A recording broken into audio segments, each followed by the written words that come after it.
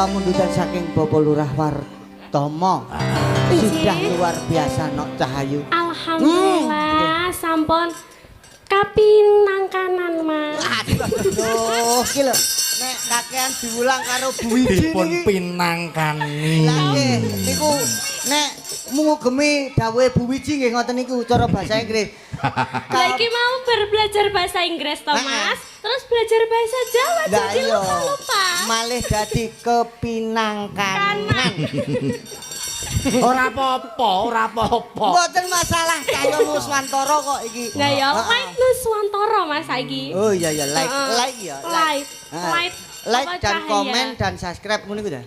Kuwi lak nganu to peraturan ning YouTube. Oh ngono. Dadi like iku cahaya. Cahaya. SPT Pro Multimedia.